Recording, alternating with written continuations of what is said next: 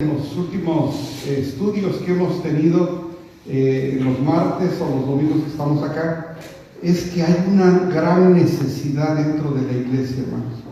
Por ejemplo, los martes cuando tenemos peticiones, escucho cómo cada familia está pasando por algo realmente difícil. Y he estado orando y diciendo, Señor, ¿cuál es la enseñanza que tienes atrás de este sufrimiento para cada familia? Porque cada familia tiene la suya, y en realidad si quisiéramos pedirle tantito a alguien, decirle cómo te ayudo con tu sufrimiento, en realidad no podemos, porque cada uno tiene el propio, ¿verdad? Entonces muchas veces los callamos, muchas veces los expresamos, tiene mucho que ver con nuestra personalidad. Algunas cosas se pueden compartir abiertamente, algunas es uno más privado. Pero hermanos, déjenme decirle que en esta congregación hay mucha necesidad. Entonces yo quisiera explicarles, hermanos, que el Señor nos ayude a entender cuál es el propósito que hay atrás del sufrimiento. Déjenme decirles que Jesús dijo que nos iba a hacer pescador de hombres. Pero déjenme decirles que Satanás también es pescador de hombres. ¿Sí entendemos esa parte, hermano? Jesús nos dijo, les dijo a los apóstoles, yo voy a hacer de ustedes pescador de hombres, pero Satanás también es un pescador de hombres. Él quiere atraparlo a usted, hermano, él quiere atraparla a usted, hermana, y lo que tenemos que hacer, hermanos, es estar atentos y diligentes para no caer en su trampa. Cada buen pescador, hermano, sabe dónde hay peces, sabe qué le gusta comer a cada pez. La carnada es diferente para cada pez. Si saben ustedes que un pescador no sabe, él sabe bien exactamente lo que le gusta al salmón, lo que le gusta a la mojarra, y él va a aventar en la carnada que le gusta al pescado. Es decir, él sabe cómo atraparlo a usted. Satanás sabe cómo atraparlo a usted. La ventaja con Satanás es de que él no es omnipresente. ¿Qué quiere decir eso, hermanos? Que él no está en todas partes. Entonces, él tiene que escoger cuándo y cómo. En otras palabras, dependiendo dónde usted está y cómo está, es como él va a decidir su estrategia. Por eso que tenemos que andar con cuidado dónde andamos, qué andamos haciendo, qué vemos, qué decimos, porque él, como no puede estar en todas partes, donde usted esté, es donde usted lo va a agarrar. Entonces, el buen pescador sabe dónde hay peces, sabe qué le gusta comer, sabe escoger el mejor tiempo para pescar, es paciente y es persistente. Tengamos en cuenta eso, hermanos, porque no solamente nosotros somos tentados. O sea, nuestro Señor Jesús fue tentado. La diferencia está en que Él no pecó. Vamos a ir a Mateo, hermanos, capítulo 4, del 1 al 13, y puestos de pie en reverencia a la palabra de Dios, lo vamos a leer. Mateo 4, del 1 al 13. Y juntos la leemos, hermanos, y dice: Jesús, lleno del Espíritu Santo, volvió del Jordán y fue llevado por el Espíritu al desierto por 40 días, y era tentado por el diablo. Y no comió nada en aquellos días, pasados los cuales tuvo hambre.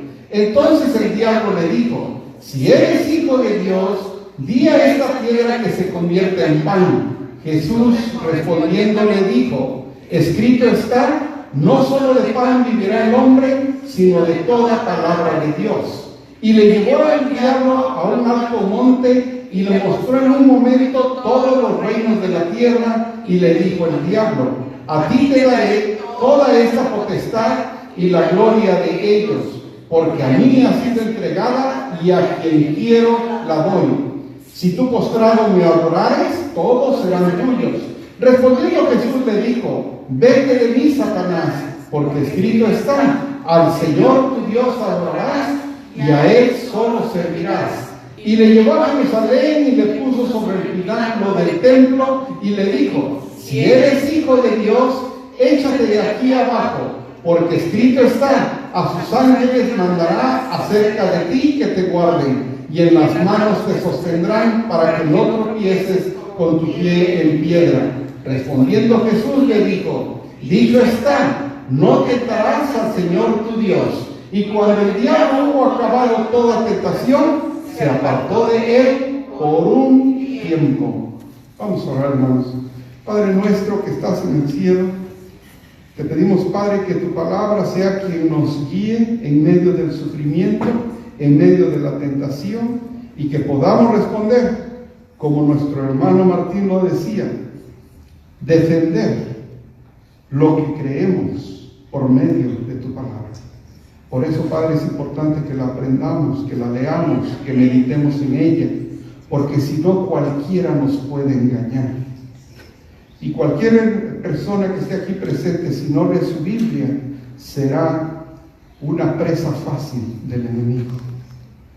Por eso, Padre, permítenos, danos el deseo de escudriñar tu palabra, de aprender, de alimentarnos, porque no solo de pan vive el hombre, sino de toda palabra escrita de Dios.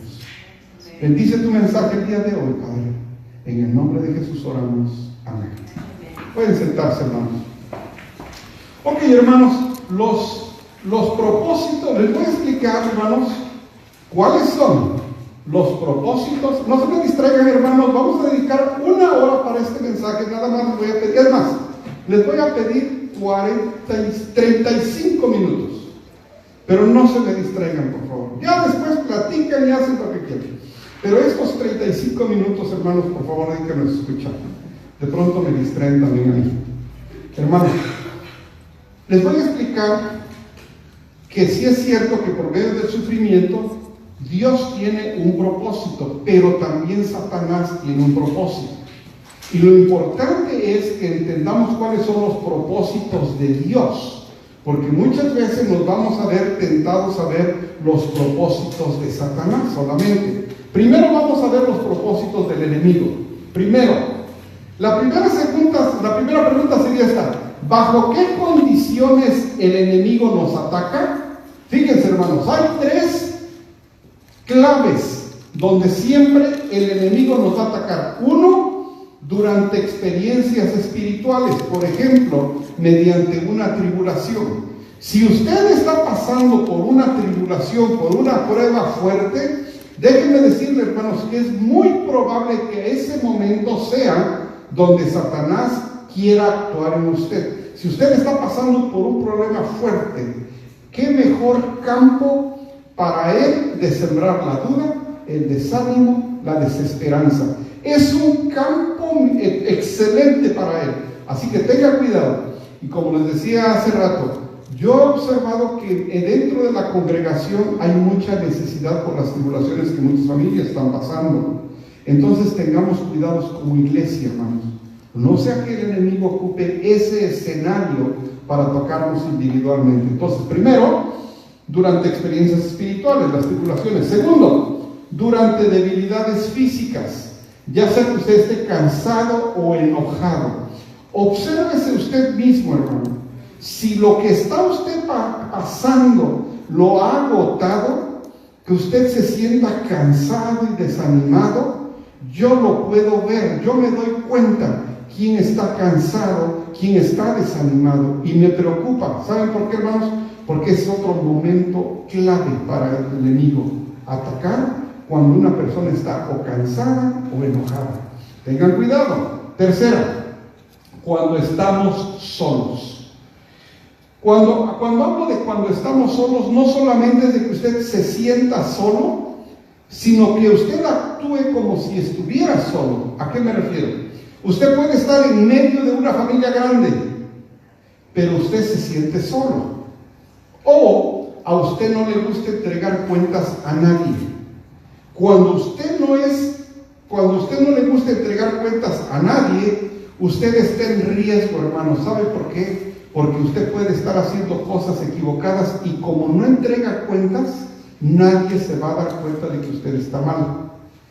El problema con eso es de que puede ser que pase mucho tiempo en que usted está haciendo lo incorrecto y nadie se da cuenta, porque usted lo hace escondiditas. Nadie se da cuenta. El problema está que cuando tal vez nos demos cuenta, ya sea muy tarde para ayudar. Entonces, si usted está solo o se siente solo, hermano, tenga cuidado. Esos 3 escenarios son las condiciones perfectas para que el enemigo nos ataque. Experiencias espirituales, debilidades físicas o cuando estamos solos. El clásico ejemplo, hermanos, de ese escenario es David y Betsabé. David, cuando tenía que estar en la guerra, ¿qué dice en 2 de Samuel? Que mandó a los oficiales a la guerra. Cuando dice que era trabajo de los reyes salir ellos. ¿Y él qué hizo? Mandó a sus oficiales. ¿Y qué fue lo que pasó? Estaba solo. ¿Entregaba cuentas? No, aquí le va a entregar cuentas el rey. No entrega cuentas, vio, hizo y pasó lo que pasó. Pero cuando entregó cuentas ya era tarde, cuando se le presenta a Natán y le dice la historia, y entonces le dice, tú eres ese hombre. ¿Qué costó ese error, hermano? La muerte de su hijo. Y ya hemos visto que la muerte de un hijo es un dolor incalculable. ¿Le dolió a David? ¿Cómo de que no? ¿Cómo no le va a doler a David la muerte de su hijo? Eso le costó ese error, hermanos. Pero bueno, entonces este es el ejemplo de esas condiciones donde el enemigo nos ataca. Ahora, ¿qué engaños usa el enemigo? Tenga cuidado, hermano, porque estamos hablando de las tentaciones y sufrimientos que tenemos como cristianos, y tengamos cuidado con las trampas que Él nos pone. Por ejemplo, los sufrimientos que Él nos hace pasar, el enemigo que nos engaña, nos hace pensar que Dios no merece nuestro respeto. Cuando nos pasa algo decimos, bueno, ¿y por qué a mí me pasa? Dios no me quiere, Dios no me bendice, ya se dejó Dios de mí. Y en cierto sentido, hermanos, empieza a haber ese distanciamiento con Dios, y al rato terminamos faltándole el respeto a Él. No solamente faltándole el respeto, sino pone en duda de que si nosotros realmente merecemos esa relación con el Señor. No, yo no puedo. Yo como soy pecador, yo no puedo recibir tanto del Señor, pero la hermana sí. A mí me va así porque soy pecadora, a ella no porque ella sí lo merece. Nos empezamos a sentir como si nosotros no mereciéramos a Dios. La pregunta, hermanos, ¿hay alguien aquí superior a otro? Nadie, hermanos. Todos somos iguales. Todos fuimos diseñados con el mismo amor por parte de Dios. Usted, yo, todos, hermanos. Pero ¿por qué hay cristianos que se sienten menos? ¿Por qué hay cristianos que creen que no pueden servir más en la obra del Señor? Porque la duda se ha sembrado y piensan que ellos no pueden servir para más. Me da gusto lo que el hermano Salvador dice, que compitió. Hermanos, para jugar al ping-pong se necesita agilidad. Y pudiera pensar él de que él no es capaz para eso, y el Señor le demostró ahí que él sí lo puede hacer. Pero muchas veces nos hacen creer que para muchas cosas no servimos. Y ese es un ejemplo, pero hay cantidad de hermanos diseñados para pegar contra Dios, poner en duda nuestra relación con Dios y para romper nuestra dependencia de Dios. Cuando nosotros empezamos a tener confianza en nosotros mismos, hermanos, es donde se rompe esa relación con el Señor. Dice Proverbios que no seas sabio en tu propia opinión. ¿Y qué es lo que pasa, hermanos? Queremos llevar nuestro matrimonio como yo pienso. Queremos llevar nuestras finanzas como yo pienso, mi trabajo como yo pienso, mis hijos y todo al final acabamos haciéndolo como nosotros creemos que es lo más correcto, porque confiamos en nuestra propia sabiduría. Pero hermanos, nuestra dependencia de Dios debe existir siempre, y el clásico ejemplo es Saúl. Saúl dice que cuando estudiamos el Antiguo Testamento, hermanos, dice que el pueblo judío tuvo primero sus profetas, los jueces, y después un día que dijeron, nosotros queremos tener rey, como los otros pueblos quieren tener rey. Ok, van a tener su rey. Y el pueblo judío unido tuvo 3 reyes, ¿verdad? Saúl, David y Salomón. Fueron los 3, y después ahí es donde se divide el reino. Pero bueno, tuvieron Saúl. ¡Qué privilegio ser el rey de Israel! Imagínense, hermanos. Y uno pensaría que ese solo privilegio de ser el primer rey del pueblo judío hubiera hecho que ese hombre se mantuviera recto. ¿Fue ese el caso, hermanos? No. ¿Pasó con el segundo rey? No, con David. ¿Pasó con el tercero, con Salomón? No. ¿Qué tan duro es pedirle al Señor un cargo de esa magnitud? Por eso, hermanos, cuando uno dice, yo quiero servirte, Señor, no es bajo nuestras propias fuerzas. No, hermanos, ninguno de nosotros la tiene. Pero si el Señor nos manda, entonces sí, usted va a tener poder, porque el que lo va a sostener es Él, ¿verdad? Pero ya vimos, los tres reyes humanamente fracasaron ante ese llamado. ¿Qué pasó con Saúl, hermanos? El caso de Saúl es, se encuentra frente a una batalla, y les quiero leer lo que está en Primera de Samuel 13, del 7 al 14. Está precioso este texto, hermanos. Se los voy a parafrasear ahorita después de leerlo, porque ¿qué fue lo que pasó después de este momento con Jonathan? Dice, capítulo 7, Primera de Samuel 13, del 7 al 14. Primera de Samuel, capítulo 13, dice, y algunos de los hebreos pasaron el Jordán a la tierra de Gad y de Galad, pero Saúl permanecía aún en Gilgal, y todo el pueblo iba tras él temblando. Y él esperó 7 días conforme el plazo que Samuel había dicho. Pero Samuel no venía a Gilgal y el pueblo se le desertaba. Venía una batalla, la iba a enfrentar Saúl. Saúl estaba esperando al profeta Samuel y Samuel no llegaba. Ese es el escenario, hermanos. Entonces dijo Saúl, traedme holocausto y ofrendas de paz. Y ofreció el holocausto.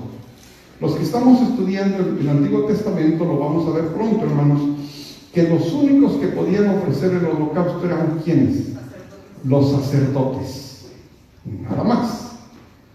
Vayan viendo por dónde va este momento. Entonces dijo Saúl, traedme holocausto y ofrendas de paz. Y ofreció el holocausto. Y cuando él acababa de ofrecer el holocausto, he aquí Samuel que venía. El sacerdote, el profeta, que él sí podía hacerlo. Y le dice, y Saúl salió a recibirle para saludar. Entonces Samuel dijo, ¿qué has hecho? Y Saúl le respondió, porque vi que el pueblo se me desertaba y que tú no venías dentro del plazo señalado y que los filisteos estaban reunidos en Micmas, me dije, ahora descenderán los filisteos contra mí a Gilgal, y yo no he implorado el favor de Jehová. Me esforcé pues y ofrecí holocausto. Entonces Samuel dijo a Saúl, locamente has hecho. No guardaste el mandamiento de Jehová tu Dios que él te había ordenado. Pues ahora Jehová hubiera confirmado tu reino sobre Israel para siempre. Mas ahora tu reino no será duradero. Jehová se ha buscado un varón conforme a su corazón, el cual Jehová ha designado para que sea príncipe sobre su pueblo, por cuanto tú no has guardado lo que Jehová te mandó. Hermanos, con Dios no se anda uno con cositas. Ay, yo pensé que no te habías dado cuenta, Señor. ¿Cómo no se va a dar cuenta si anda junto a usted, hermano? Con Dios hemos comprobado, lo hizo con Moisés, hermano. ¿Sabes qué? Yo te dije que le hablaras a la roca, no que la golpearas. No vas a entrar a la tierra prometida. No solamente eso, hermanos. ¿Qué pasó con los hijos de Aarón? ¿Qué pasó con Miriam? Hermanos, vemos Dios como es amoroso, pero Él es recto. Él es justo. Hermanos, vemos este caminar. ¿Qué es lo que había pasado? Cuando Saúl vio que venía el ejército, el castigo para Saúl no fue de que no haya buscado a Jehová, sino que él ofreció el holocausto que solo le correspondía a otra persona. Hay cosas que no nos corresponden a nosotros, hermanos, y que Dios nos dice, espera, yo lo hago. ¿Y qué es lo que hacemos nosotros? Pues como no te vi venir, Señor, yo ya me adelanté y ya hablé. Me salió mal, ayúdame, Señor. Te dije que me esperaras, que no lo hicieras. Esto es lo que está pasando aquí, hermanos. Los filisteos vienen, dice que al principio ellos tenían 3,000 personas, Saúl tenía 3,000 personas, porque ustedes van a decir, es que tenía razón en Saúl hacer eso. Saúl tenía 3,000 personas, 2,000 estaban con él y 1,000 estaban con Jonathan. Cuando vienen los filisteos, ellos venían en 3,000 carros, 6,000 jinetes y un ejército que dice que parecía la arena del mar. ¿Tenía razón en tener miedo Saúl? Sí, pero entonces no confiaban en Dios, ¿o qué? ¿Confiaban en el número? Pero fíjense aquí lo que pasa, hermanos. Cuando llega Jonathan, en el siguiente capítulo, si ustedes lo ven, en el capítulo 14, dice que Jonathan vio todo el escenario. De esas 3,000 personas que había de israelitas, ¿cuántas? Si ustedes ya leyeron, ya lo saben. Pero en el capítulo 14 dice, ¿cuántas espadas creen que tenían esos 3,000 israelitas? 2 espadas solamente. No tenían armamento. Y Jonathan dijo, mira, está en el 14, lo voy a platicar. Dice, mira, le dice a su escudero, vamos al campo enemigo. Si nos dice que nos sigan el campo enemigo, nos seguimos. Pero si nos dicen vengan, esa es la palabra clave que nos va a dar Dios de que está con nosotros. Y sale Jonathan con su escudero. Van pasando frente a los filisteos. Los filisteos eran 3,000 carros, 6,000 jinetes y un ejército, dice, como la arena del mar. Se va Jonathan pasando frente a los filisteos y cuando los ves dicen, vengan. Y dice Jonathan, esa es la palabra. Dios está con nosotros. Iban 2 hermanos, Jonathan y su escudero. La fe que no tenía Saúl. Van, se saltan la barda y los empiezan a atacar. Dice que en ese momento mataron 20. Después de que los matan, Dios crea una confusión que entre los mismos filisteos empiezan a matar. Los que habían huido de los israelitas al ver eso se empiezan a venir. ¿Y quién creen que gana? Los israelitas, hermanos. ¿Qué es lo que pasa? Que cuando estamos sufriendo, hermanos, nosotros queremos responder con nuestra propia sabiduría. ¿Qué hizo Saúl? Hago el holocausto, pues no viene él, pues lo hago yo. Y ahorita a ver qué hacemos aquí. Pero Jonathan dice, Señor, ayúdame. Yo nada más quiero de ti una palabra. ¿Cuál era la palabra? Venga. Era la única palabra. ¿Cuántas veces, hermanos, usted ha estado en situaciones difíciles y en vez de decirle, Señor, yo no me muevo de aquí hasta que tú me des una palabra? Pero no esperamos, hermanos. ¿Qué pasa? ¿Qué hacemos? Tomamos nuestras decisiones solos. Tomamos decisiones solos, ni oramos a Dios, nomás le avisamos lo que ya decidimos. En lugar de esperar una palabra, Jonathan esperó, vengan aquí, y esa fue la palabra. Entonces, hermanos, cuando uno está sufriendo, pasando por momentos difíciles, tenga cuidado de no responder usted con su propia sabiduría. Espere en algo ante el Señor. Ahora, ¿cómo vencer la tentación? Primero, no consentirla, responderla con la palabra y aborrecer lo que nos ofrece Satanás. Recuerden, hermanos, que cualquier cosa que nos ofrezca Satanás que vaya en contra de la palabra de Dios no es buena. Debemos de aborrecer cualquier cosa que venga en contra de la palabra de Dios. Cuando ahorita usted está pasando por un momento de sufrimiento o prueba, hermano, en su familia, personalmente, en su matrimonio, lo que sea, espere, no tome una decisión, porque el sufrimiento, si bien es cierto que Satanás quiere destruirnos, Dios por medio del sufrimiento tiene otro propósito. Nada más que nosotros nos enfocamos mucho en los propósitos de Satanás, porque queremos ver que nosotros no suframos, que no enfrentemos a situaciones desagradables, pero Dios viene atrás con otros propósitos diferentes. El mundo nos enseña solo a decirle no a la tentación, pero no nos dice cómo replicarla. Tenemos que aprender a reconocer la voz del Señor como las ovejas de su pastor. Y ahí está el ejemplo de Jonathan, porque él le dijo, Señor, si yo paso frente al campo enemigo y tú me dices, y ellos me dicen, vengan, Esa va a ser la señal de que nosotros vamos a ir y tú vas a estar con nosotros. Y fue lo que pasó. Hermano, yo no sé en qué momento de su vida ahorita estés enfrente, pero hable al Señor y dígale: Señor, yo necesito una palabra tuya.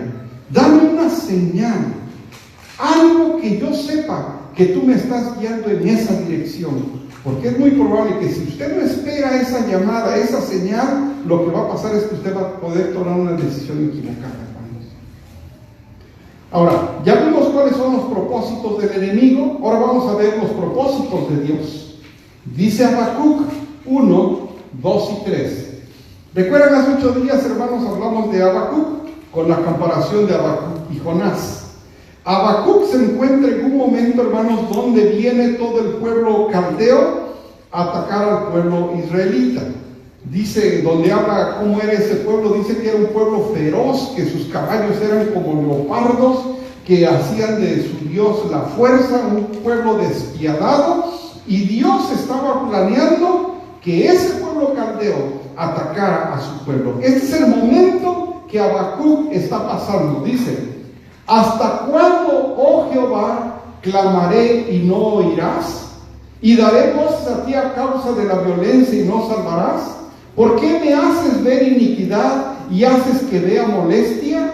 Destrucción y violencia están delante de mí, y pleito y contienda se levantan. Hermanos, en algún momento usted no ha sentido el deseo de hablarle así a Dios: Señor, ¿por qué todo esto me está pasando? ¿Por qué veo que a otros no les pasa y a mí se me está cayendo todo? Mis hijos, mi matrimonio, mi casa, todo se está derrumbando y siento que tú no me oyes. ¿No han sentido, hermanos, tiempos en la vida donde uno ve que Dios simplemente no nos está escuchando? Es lo que está pasando a Habacuc en este momento. Pero ¿saben qué, hermanos? El sufrimiento puede traer gloria a Dios. Y lo primero que quiero que noten, que son 7 formas en que Dios puede utilizar el sufrimiento. 7. Y noten que cada vez que aparece ¿por qué puede ser?, siempre va a aparecer la palabra puede. ¿Por qué, hermanos? Si siempre que sufriéramos nos acercáramos a Dios, hermanos, la mitad del mundo seguiría al Señor, ¿sí o no? Sí. Pero ¿qué es lo que pasa? Muchas veces sufrimos y ni aún así cambiamos. ¿Cuántos de nosotros, antes de conocer al Señor, hermanos, sufrimos antes de la última vez? Años. Nos pasaba esto, nos pasaba lo otro. Por eso es que dice: el sufrimiento puede. No es una garantía. Eso lo va a decidir usted. El sufrimiento Dios lo va a utilizar. Pero ¿cuánta gente ha sufrido? El Señor la rescata o lo rescata y no le da gracias. ¿Cuántas veces sufrimos a causa de nuestro pecado y no entendíamos? Si saben de qué lo estoy hablando, hermano. Porque no entendimos a la primera, ¿verdad? Bueno, yo no.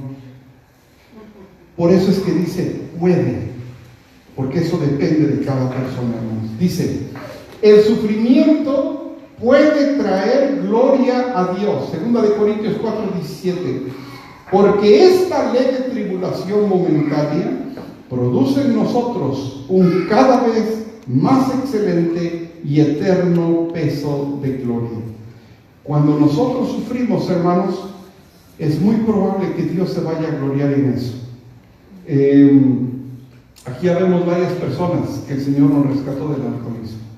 Y ahora vemos que el sufrimiento valió la pena. ¿Sí o no, hermanos? Valió la pena. Pero eso lo vemos ahora. En ese momento, hermanos, cuando uno está sufriendo, uno puede actuar como la primera parte del mensaje. Dudamos de Dios, nos rebelamos contra Dios, pensamos que ya Dios nos abandonó. Yo viví con una amargura de ver cómo a todos les iba bien y yo no reconocía que yo vivía mal, pero era por culpa mía, de mi pecado. pero yo pensaba que Dios no me quería a mí, que quería a los demás que no tomaban, o quería a los demás que les iba bien. Pues ¿cómo no les va a ir bien si eran diligentes en su trabajo? Pero hermanos, cuando uno está en medio del sufrimiento, cae uno en los propósitos de Satanás. Dudamos de Dios, le faltamos el respeto a Dios, pensamos que tenemos una baja autoestima, todas estas cosas, pero nunca pensamos cuando estamos sufriendo, ay Señor, ese sufrimiento que está para tu gloria, ¿verdad que no? Cuesta, hermanos, pero ahora que conocemos de la palabra, antes de que usted piense que Dios ya lo abandonó o que Dios no lo quiere, todo eso, primero pregúntele a Dios, Señor, ¿qué quieres de esto? ¿Qué me estás enseñando con este sufrimiento? ¿Te vas a gloriar tú con esto? Hermanos, cuando nosotros nos enfrentamos ahora en la vida diaria y recibimos tantas bendiciones del Señor, decimos, Señor, al final quien se gloria eres tú. Eres tú, porque ¿quién más? Ahora sí podemos ir con otros y decirle, ¿sabes qué? Cree en el Señor Jesús. Mira lo que ha hecho en mi vida. Yo no lo merezco. La única gloria, quien recibe aquí, la única gloria es Dios. Entonces, hermanos, por una parte nos tendemos a pensar que los sufrimientos, lo que quiere Satanás, pero vamos a ver los sufrimientos de acuerdo a los ojos de Dios. Primero, el sufrimiento puede traer gloria a Dios. Segundo, el sufrimiento nos da otra oportunidad de creer en Dios. ¿Cuántas veces, hermanos, en algún momento nosotros pensábamos que ya Dios no nos iba a ayudar? Ya tantas veces habíamos fallado, viene otro sufrimiento y decimos, es una nueva oportunidad, Señor. Hermanos, dice, de modo que los que padecen según la voluntad de Dios, encomienden sus almas al fiel Creador y hagan el bien. ¿Quién escribe esto, hermanos? Pedro. ¿Quién mejor que Pedro la noche que Jesús fue traicionado? Dice, no, ¿dónde vienen cuando llegaron a Getsemaní? Y aquí van a ver, apártate de mí, Satanás, le dice. ¿Y qué es lo que quiere hacer Pedro en ese momento? Parar lo que venía desde la palabra anunciándose desde hace mucho tiempo. Dice, apártate de mí, Satanás. Pedro dice, jamás te voy a abandonar, Señor. Unas horas después, ya lo había negado, juró que no lo conocía.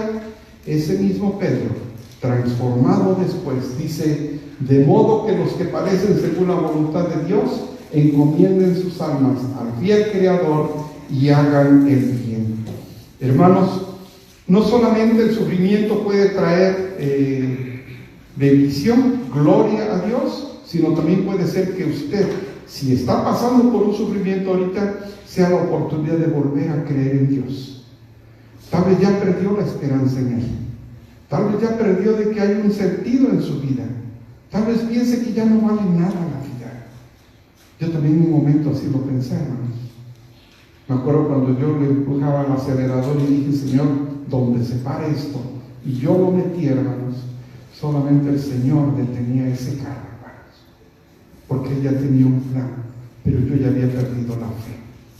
Si usted está sufriendo, hermano, en este momento, no pierda la fe, no pierda la fe. Es una nueva oportunidad de creer en Dios. Dios estuvo con usted hace 10 años, Dios estuvo con usted hace 5 años, Dios está con usted ahora. No pierda la fe. Está pasando por sufrimientos. Lo peor que puede pensar es que Dios ya lo abandonó. No, hermanos, Dios no lo abandonó. El Dios no es como usted. Gracias a Dios. Dios, a pesar de que todo lo que hacemos, como con Jonás, estaba enojado Jonás de que iba a salvar al pueblo, ¿no? Y todavía el Señor le pone su enramadita para que Jonás no estuviera con el calor como ahorita yo. Y dice, ay Jonás, dice, ¿por qué te enojas? Yo no me imagino que lo estaba viendo así. ¿Por qué te enojas, Jonás? Tú por un enramado estás enojado. Y a esa ciudad dice 120,000 que no saben su izquierda ni su derecha. ¿No les debería compadecer más? Pero Jonás rebelde como el sol. Hermanos, cuando pasamos por un sufrimiento también puede ser la oportunidad de volver a creer en Dios. Yo sé que dentro de las iglesias no lo compartimos muchas veces, pero llega gente que ya perdió la esperanza. Si usted ya la perdió, que hoy sea el día donde diga: Señor, me estás hablando y te voy a creer y voy a seguir caminando junto a ti. Tercero, el sufrimiento nos puede mantener humildes. La humildad como que no se da mucho, ¿verdad, hermanos? Y tampoco se da de a kilo y de a 5 kilos. Se da, hermanos, para obtener humildad. ¿Cuántas veces tenemos que pasar por tanta tribulación? Y aquel hombre vanidoso que quería tener una casa en cada ciudad, que soñaba con ser el más rico del pueblo, el Señor se encarga de trabajar con él. Tal vez usted, hermano, yo no sé. Tal vez usted tenía sueños de grandeza también.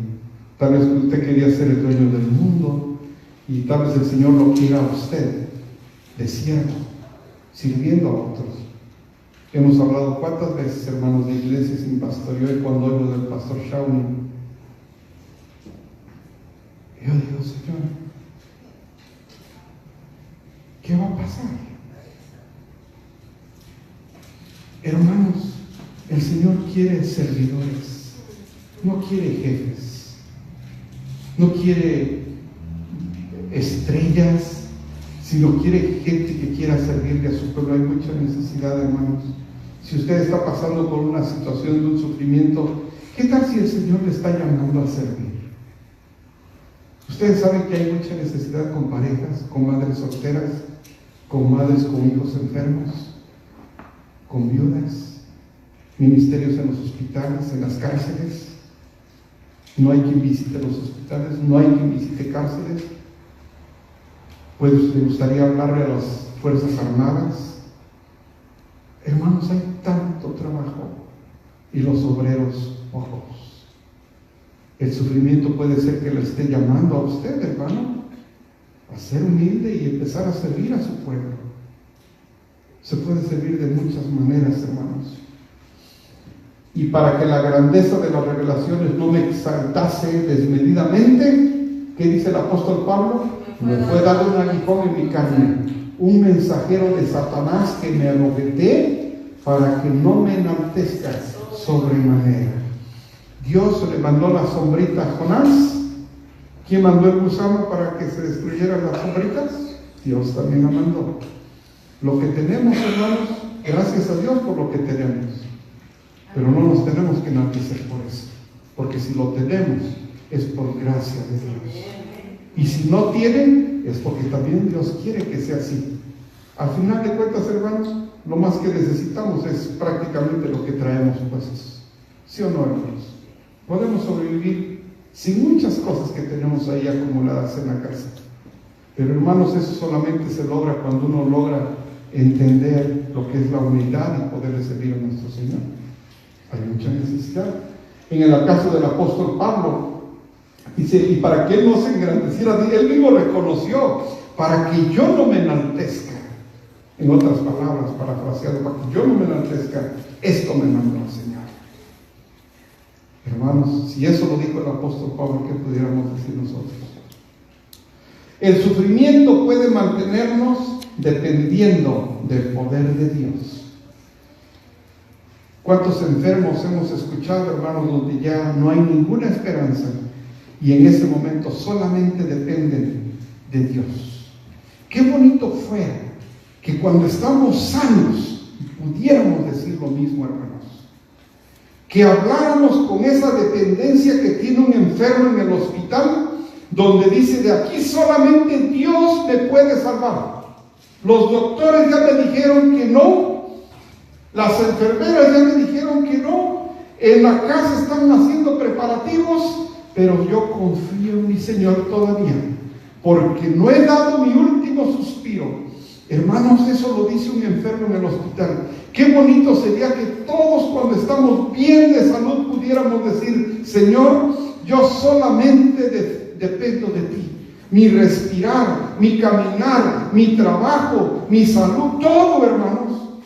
Pero confiamos tanto en que vamos a estar fuertes por los próximos 30 años, que no le damos gracias a Dios por la salud. No le damos gracias a Dios porque respiramos, porque nos falta humildad, hermanos.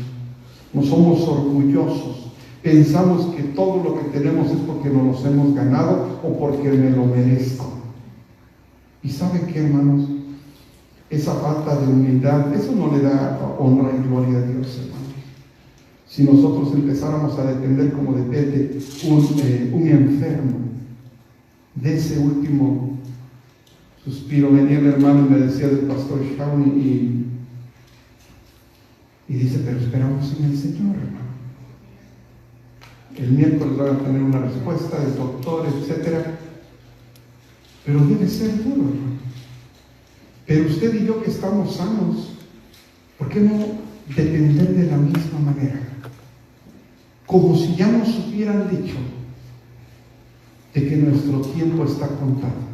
Pregunta, ¿nuestro tiempo está contado? Sí, sí, pero no actuamos así. Pensamos que vamos a ser eternos, que tenemos 100 años más de vida y que siempre vamos a tener los 25 que representamos. Hermanos, si todos los mañanas nos levantáramos diciendo, Señor, gracias por este nuevo día, y si es el último, quiero darte gloria. Pero no hacemos así. ¿Qué hacemos, hermanos? Hacemos planes de aquí a 1 año, para aquí a 10 años, sin saber de que el Señor es quien es el dueño de nuestra vida, hermanos. ¿Verdad? Y nos gloriamos de las cositas que tenemos ahí, que, hermanos, ni en la segunda lo van a agarrar cuando las dejemos, hermanos.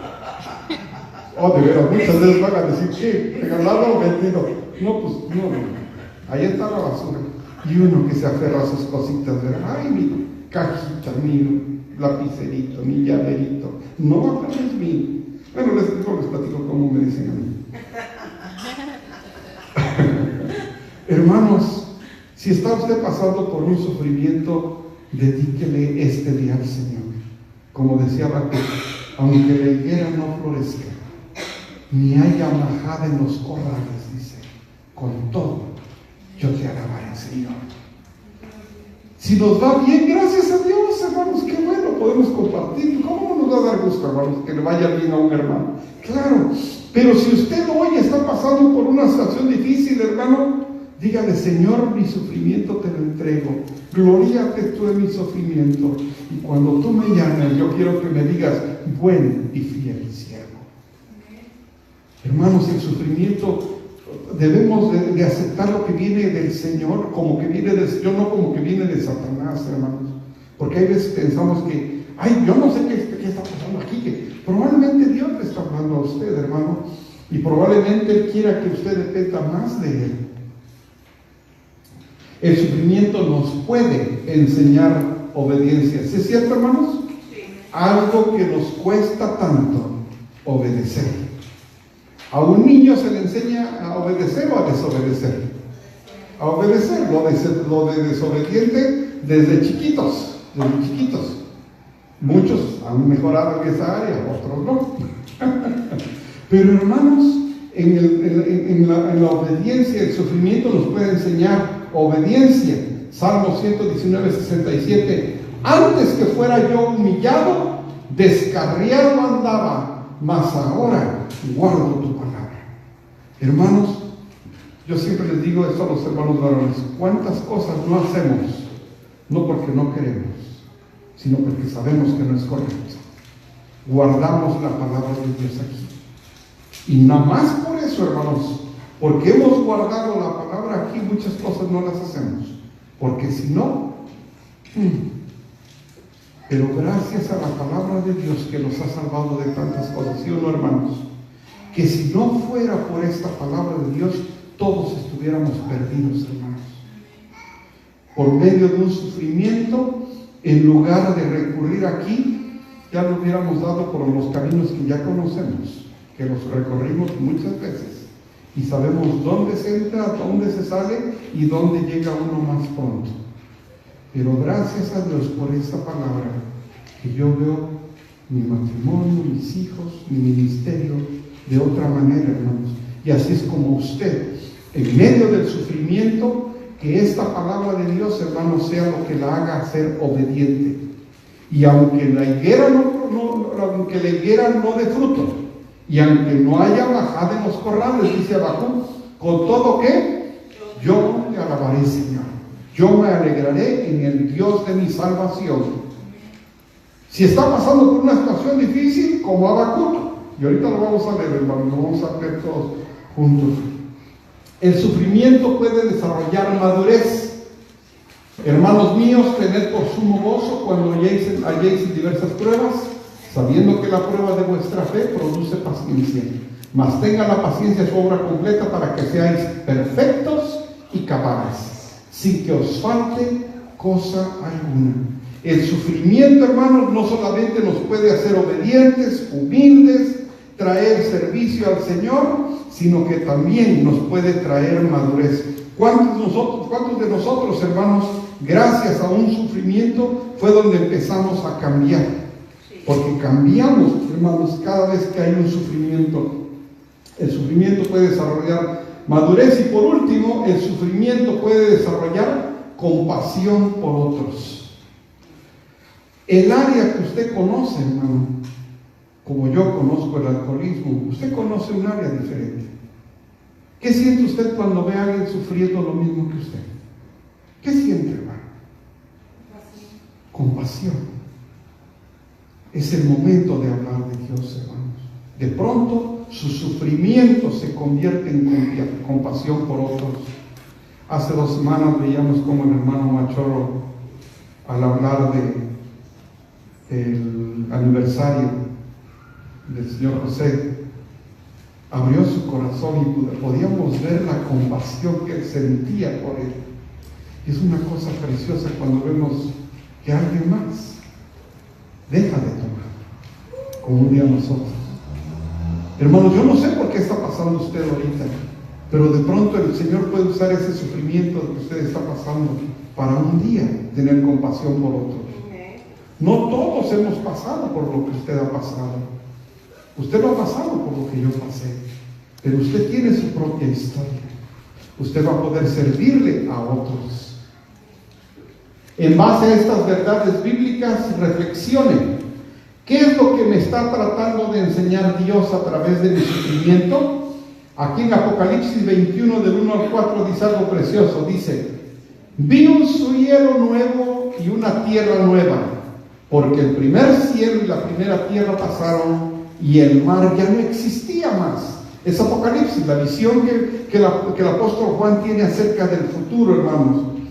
Y yo, Juan, vi la santa ciudad, la nueva Jerusalén, descender del cielo de Dios, dispuesta como una esposa ataviada para su marido. Y oí una gran voz del cielo que decía: he aquí el tabernáculo de Dios con los hombres, y Él morará con ellos, y ellos serán su pueblo, y Dios mismo estará con ellos como su Dios. Enjugará Dios toda lágrima de los ojos de ellos, y ya no habrá muerte, ni habrá más llanto, ni clamor, ni dolor, porque las primeras cosas pasaron. Va a haber un tiempo donde ya no va a haber sufrimiento, hermanos, pero déjenme decirles que no va a ser en Oakland. No va a ser en Oakland. Mientras estemos aquí, va a haber sufrimiento, sí. Tenemos que tener cuidado, no verlo como los propósitos que tiene Satanás. Ya notaron los 7 propósitos que tiene Dios con el sufrimiento.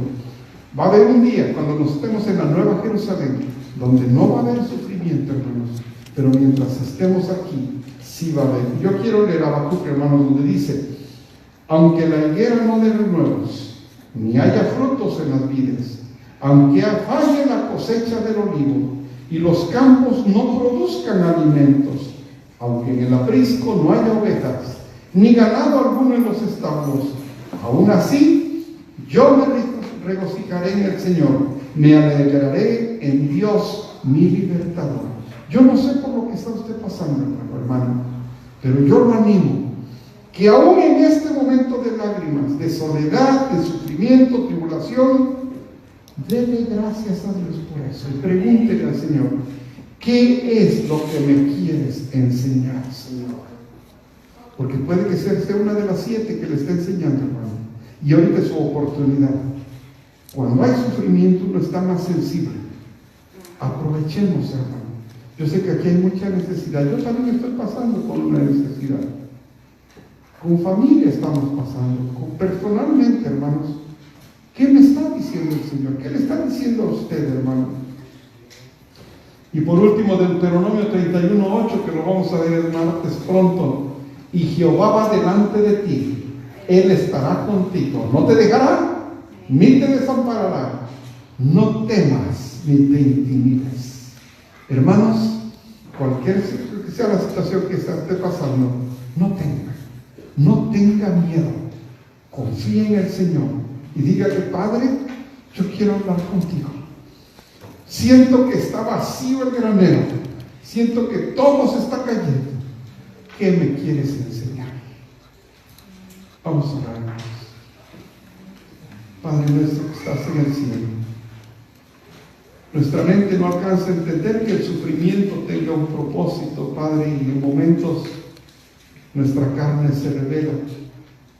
Pero gracias a tu palabra podemos entender que aún cuando la higuera no florezca y cuando no haya nada en el establo, tenemos que darte gloria a ti, Señor, porque tú eres quien está en control de todo esto. No permitas, Padre, que ninguno de nosotros caiga en tentación, que te niegue, que reniegue de lo que está pasando, más bien que te busque y te pregunte: ¿qué es lo que le estás enseñando?